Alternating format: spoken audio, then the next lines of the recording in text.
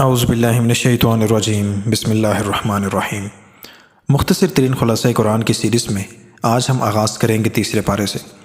تیسرے پارے کا نام تلک الرسل ہے۔ اس میں سورۃ البقرہ کی آخری 34 آیات اور سورۃ آل عمران کی 91 آیات ہیں۔ اس میں سب سے پہلے مختلف رسولوں کے نزول کا ذکر ہے۔ اللہ تعالیٰ فرماتے ہیں کہ انسانوں کی ہدایت کے لیے ہم نے مختلف وقتوں میں مختلف رسول بھیجے۔ اس کے بعد آیت الکرسی ہے۔ اللہ ایک زندہ جاوید ہستی ہے، اس کی حکومت آسمانوں اور زمین پر چھائی ہوئی ہے۔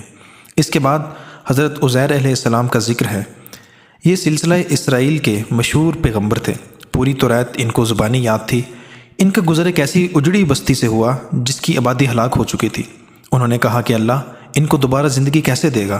اس پر اللہ نے ان کی روح قبض کر لی اور وہ 100 برس تک مردہ پڑے رہے۔ پھر اللہ نے انہیں اور ان کے گدھے کو دوبارہ زندہ کیا۔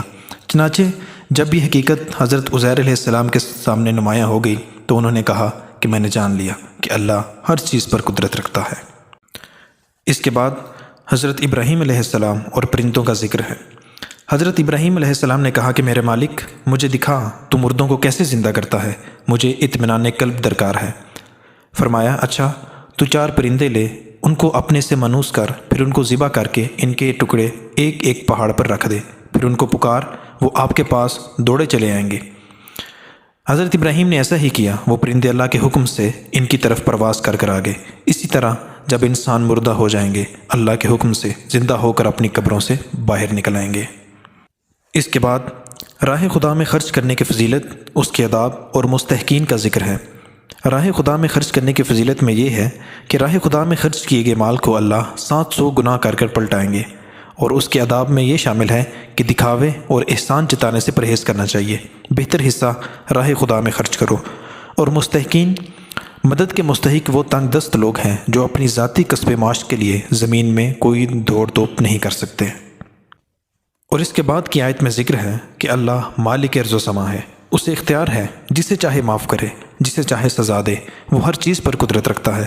اور سورۃ البقرہ کی آخری آیت میں ایک جامع دعا ہے، اے ہمارے رب، ہمارے ساتھ نرمی کر، ہم سے درگزر فرما، تو ہمارا مولا ہے، کافروں کے مقابلے میں ہماری مدد کر۔ اور یہاں پر سورۃ البقرہ کا اختتام ہوتا ہے۔ اس کے بعد سورۃ آل عمران کا آغاز ہوتا ہے۔ اس سورت کے آغاز میں اللہ ارشاد فرماتے ہیں کہ نظام کائنات اللہ چلاتا ہے۔ اللہ وہ زندہ و جاوید ہستی ہے جو نظام کائنات کو سنبھالے ہوئے ہے۔ اس کے بعد نزول قرآن کا ذکر ہے۔ یہ کتاب یعنی قرآن نازل کیا گیا جو حق کے ساتھ آیا ہے۔ یہ کتاب پہلی کتابوں کی تصدیق کرتی ہے۔ اس کے بعد ذکر ہے کہ اللہ تخلیقی قوت کا مالک ہے۔ وہی تو ہے جو تمہاری ماؤں کے پیٹ میں تمہاری صورتیں جیسی چاہتا ہے بناتا ہے۔ اس کے بعد قرآن کی 2 طرح کی آیات کا ذکر ہے۔ قرآن پاک میں 2 طرح کی آیات ہیں، ایک محکمات جو کتاب کی اصل بنیاد ہیں، دوسری متشابہات جن کے مفہوم میں اشتباہ کی گنجائش ہے اور جن کی تعویل صرف اللہ جانتا ہے۔ جن لوگوں کے دلوں میں ٹیڑھ اور کجی ہے وہ متشابہات کے پیچھے بھاگتے ہیں گمراہی پھیلانے کے لیے۔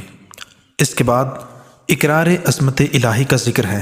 یہ ایک دعا ہے، کہو خدایا ملک کے مالک، تو جسے چاہے حکومت دے اور جسے چاہے چھین لے، جسے چاہے عزت دے اور جسے چاہے ذلیل کرے، بھلائی تیرے اختیار میں ہے۔ اس کے بعد اطاعت رسول کا ذکر ہے۔ اے نبی، تم لوگوں سے کہہ دو کہ اگر تمہیں اللہ سے محبت ہے تو میری پیروی کرو، اللہ تم سے محبت کرے گا۔ اس کے بعد فضیلت والے نبی کا ذکر ہے۔ اللہ نے حضرت آدم علیہ السلام اور نوح، آل ابراہیم اور آل عمران کو تمام دنیا والوں پر ترجیح دے کر اپنی رسالت کے لیے منتخب کیا۔ اس کے بعد حضرت زکریا علیہ السلام کا ذکر ہے۔ حضرت زکریا علیہ السلام جو بے اولاد و معمر تھے، بیوی بانج تھی، مگر اللہ نے ان کی دعا قبول کی اور بیٹا یحییٰ عطا کیا۔ اس کے بعد بن باپ کے پیدائش کا ذکر ہے۔ اللہ کے نزدیک حضرت عیسیٰ کی مثال آدم کی سی ہے۔ حضرت آدم و حوا کو بغیر ماں باپ کے پیدا کیا گیا۔ اس کے بعد آیت مباہلہ ہے۔ حضرت محمد صلی اللہ علیہ وسلم نے مسیحان نجران کو مباہلہ کی دعوت دی کہ جو فریق ناحق پر ہو اس پر اللہ کی لعنت ہو، اور اپنی بیٹی سیدہ فاطمہ، سیدنا حضرت علی، سیدنا امام حسن، سیدنا امام حسین کو ساتھ لے کر تشریف لائے۔ لیکن یہ نورانی صورتیں دیکھ کر عین وقت پر عیسائیوں نے مقابلے سے انکار کر دیا۔ اور اس پارے کے آخر میں ذکر ہے کہ اللہ کی بندگی سب نبیوں کا طریقہ ہے۔ اللہ تعالیٰ ارشاد فرماتا ہے کہ اے نبی کہو کہ ہم ان تعلیمات کو مانتے ہیں جو ہم پر نازل کی گئی، اور ان کو بھی جو ابراہیم، اسماعیل، اسحاق، یعقوب، اولاد یعقوب، موسیٰ، عیسیٰ اور دوسرے پیغمبروں کو ان کے رب کی طرف سے دی گئیں۔